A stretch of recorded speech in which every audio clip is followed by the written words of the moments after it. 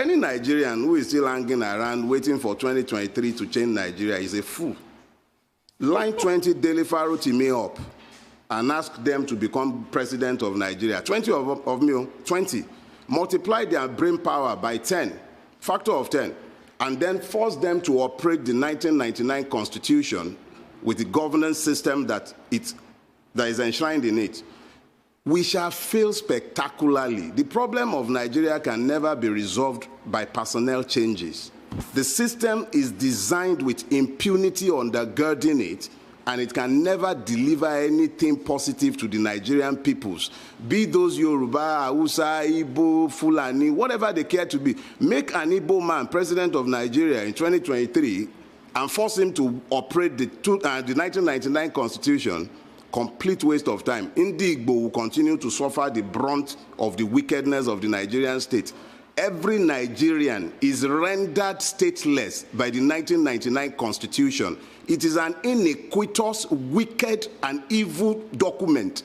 It has nothing good for the Nigerian people. And the longer we continue to fool ourselves believing, and let me enter one quick caveat.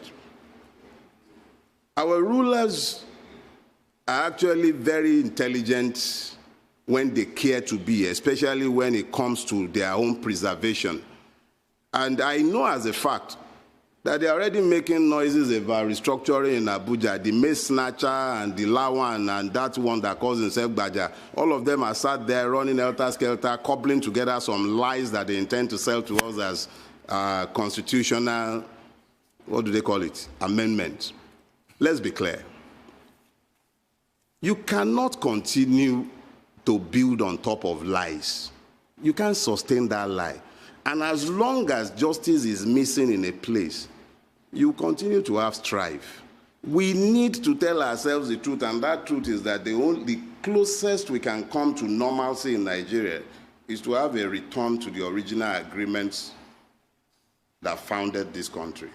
Those agreements are very clear in their fundamentals. One of them, federal system. Nigeria is today not a federal system. Let's stop lying to ourselves. The word federal was brought to life by the American election. Each state has its own electoral body because it is essentially a country within a larger country. That was what our fathers agreed. Nobody agreed a situation where a clueless man will sit down inside a rock and begin to issue edicts and diktats to every other person. Nobody signed on for that in 1960.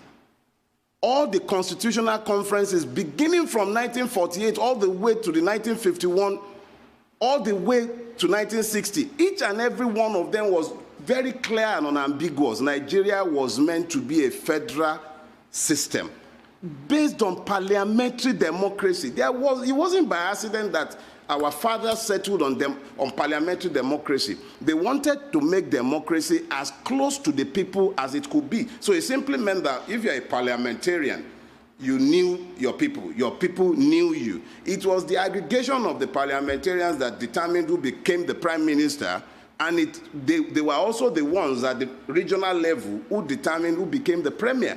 So democracy was devolved. It was easier for the people to become involved. What we have today is not a democracy. What we have today is not a federation. We've just become a nation of liars who readily accept every lie that we are told.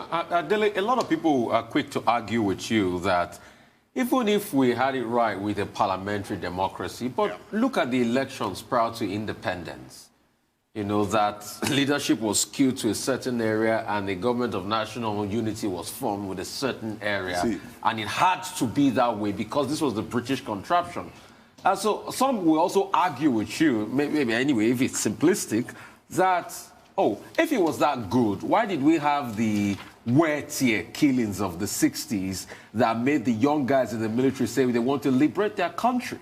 If it was that good, why did we still have the the likes of Omini Jojo and Okotiebo, if it was that good?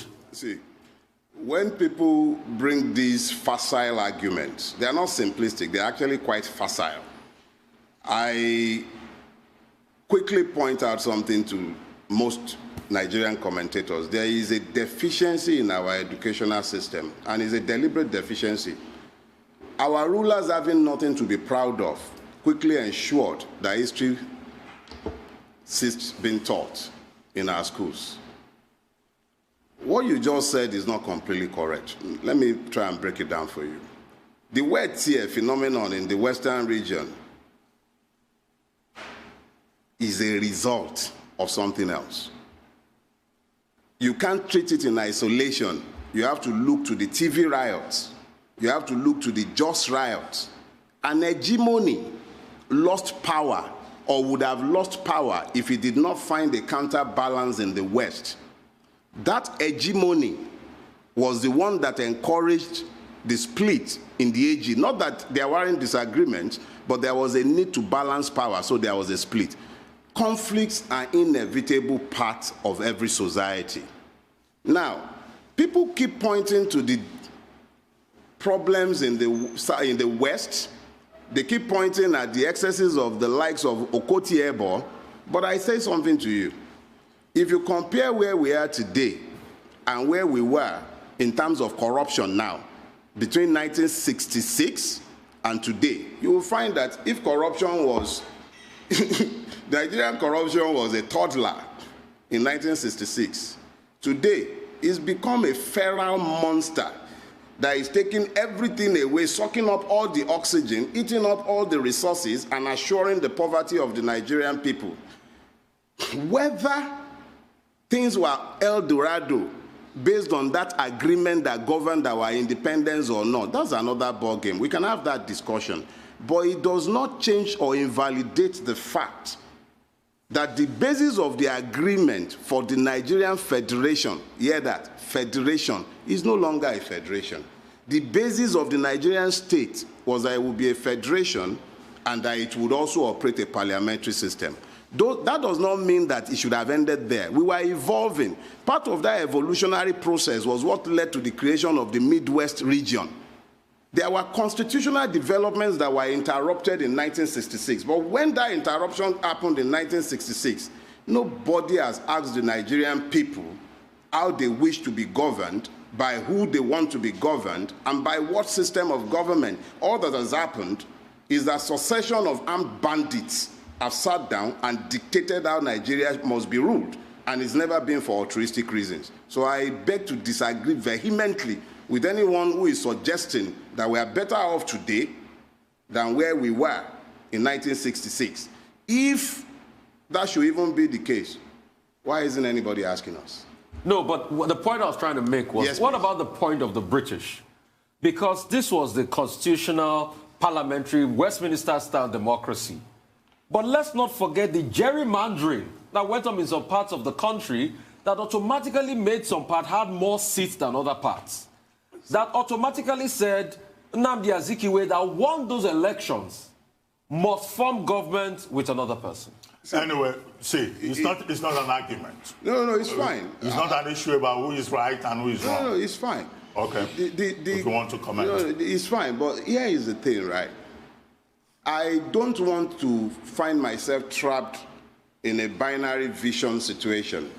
This is not me saying that it is all or nothing to 1966. I am pointing out the fact that we abandoned what we agreed in 1966. And in abandoning what was agreed in 1966, what we ended up with today is not what we have ever discussed, talk less of agreed. And what we have ended up with hasn't delivered anything better than what we have abandoned. So there is really no basis for suggesting that perhaps maybe the right decision was taken. It can't be right or wrong if we are not consulted. Anyway, DELE.